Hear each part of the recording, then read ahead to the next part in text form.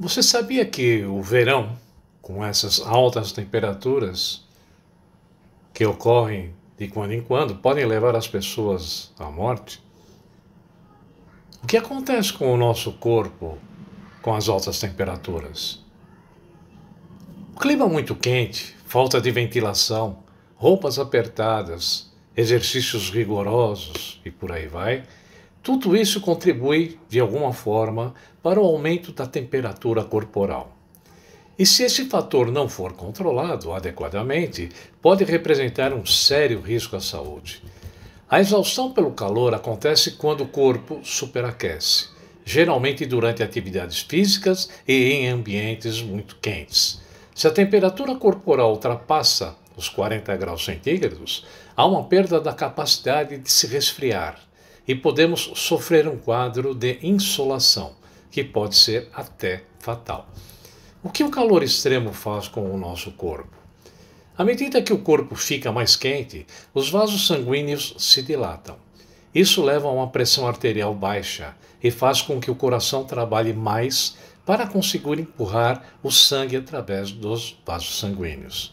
Num primeiro momento, esse quadro pode causar sintomas leves, como irritação na pele, com coceira ou os pés inchados, pois os vasos sanguíneos se tornam mais permeáveis.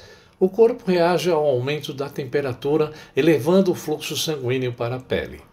Isso, por sua vez, transfere o calor de dentro do organismo para a superfície. Esse processo também está relacionado à produção acelerada de suor, que evapora e esfria o corpo. Mas essa transpiração excessiva também leva à perda de líquidos e sais minerais, o que afeta o equilíbrio dessas substâncias. Esses fatores combinados com a redução da pressão arterial podem levar à exaustão pelo calor. Esses sintomas podem incluir, vamos lá, tontura, náusea, desmaio, confusão, cãibras, dores de cabeça, transpiração intensa e cansaço. Se a pressão arterial cai muito, o risco de ataques cardíacos também aumenta. Quais são os efeitos do calor no nosso corpo? Por que ele reage dessa forma?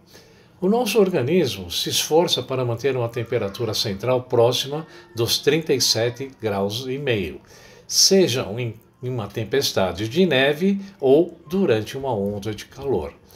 Essa é a temperatura ideal para o corpo trabalhar adequadamente. Porém, à medida que o clima fica muito quente, nossas células precisam trabalhar mais para manter a temperatura central baixa. É necessário, então, abrir mais os vasos sanguíneos perto da pele para dispersar o calor ao nosso redor e iniciar o processo de transpiração. À medida que o suor evapora, há um aumento drástico do calor perdido pela pele. O que ocorre com a exaustão pelo calor? Se o corpo aquece e chega até os 39 ou 40 graus centígrados, o cérebro lança um comando para os músculos baixarem o ritmo. A fadiga se instala. Então, 40 e 41 graus centígrados, a exaustão pelo calor é provável. Acima dos 41 graus centígrados, então, o corpo começa a desligar. Nesse estágio, os processos químicos são afetados. As células se deterioram e existe até o risco de falência múltipla de órgãos.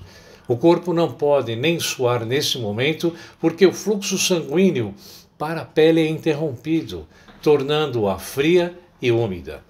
A insolação, que pode ocorrer a qualquer temperatura acima dos 40 graus centígrados, requer ajuda médica profissional e, se não for tratada imediatamente, as chances de sobrevivência podem ser pequenas. O melhor método de esfriar as pessoas que estão num estágio grave desses é mergulhá-las em água gelada ou aplicar compressas de gelo aonde? Na virilha e nas axilas, onde as artérias mais importantes estão localizadas. Mas tudo depende de quanto tempo o corpo está em uma temperatura elevada. George Hrenovitch professor de Fisiologia Ambiental e Ergonomia da Universidade de Loughborough, no Reino Unido, diz que a umidade do ar é fundamental para determinar o quanto podemos suar. Se a umidade está alta, nossa capacidade de suar é prejudicada, e isso aumenta o mal-estar. Mas se o clima estiver quente e seco, o suor pode ajudar. Podemos evaporar muita umidade através da pele, mas também temos que produzir o suor, diz o professor.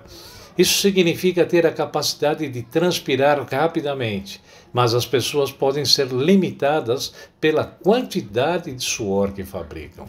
Nesse sentido, alguém que corre a cerca de 15 km por hora, em temperaturas de até 37 graus centígrados, precisaria produzir 4 litros de suor por hora. Agora, o calor mata? Sim. Altas temperaturas podem provocar mortes. A maior causa são ataques cardíacos e derrames causados pelo esforço de tentar manter a temperatura corporal estável. As evidências sugerem que as mortes tendem a ser causadas por temperaturas mais altas na primavera ou no início do verão, em vez do pico do verão. As primeiras 24 horas de uma onda de calor, aliás, são as mais perigosas. Isso pode acontecer porque começamos a mudar nosso comportamento diário à medida que o verão avança e nos acostumamos a lidar melhor com o calor, com ventiladores ligados e maior consumo de água, por exemplo. Quais são as pessoas que têm mais risco? São as que têm mais de 60 anos ou portadores de algumas condições de longo prazo, como doenças cardíacas, podem diminuir a capacidade de lidar com a tensão que o calor coloca no corpo. Enfermidades como o diabetes podem fazer com que o corpo perca água mais rapidamente. Além disso, algumas complicações próprias dessa doença alteram os vasos sanguíneos e a capacidade de transpirar. Crianças e indivíduos com dificuldades de locomoção também podem ser mais vulneráveis. Doenças cerebrais como a demência deixam as pessoas sem consciência sobre o calor de momento ou as tornam incapazes de fazer algo a respeito. As pessoas em situação de rua estão mais expostas ao sol. E aqueles que moram em apartamentos no último andar dos prédios também enfrentam temperaturas mais altas. Então agora, o que eu devo fazer se vir alguém com exaustão pelo calor ou insolação? Se o corpo da pessoa cometida, por essa situação que nós estamos falando, puder ser resfriado em cerca de meia hora, então a exaustão pelo calor normalmente não é tão grave. O primeiro passo é movê-la para um local fresco e com sombra. Depois peça para ela deitar e deixar os pés ligeiramente elevados com o apoio de algum objeto. O próximo passo é beber bastante água. Isotônicos e bebidas esportivas também são boas opções. Resfrie a pele da pessoa, borrife ou esfregue água fria. Certifique-se de que o ambiente está arejado. Se possível, utilize ventiladores e leques. Aplique compressas frias nas axilas ou no pescoço. Se depois de todas essas medidas a pessoa não estiver melhor em 30 minutos, trata-se de um quadro de insolação. Encare a situação como uma emergência médica e procure um pronto-socorro o mais rapidamente possível.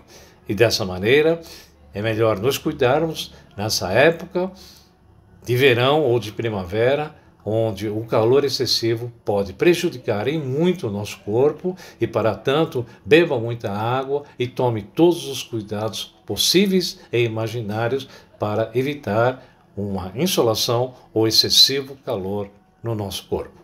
Obrigado.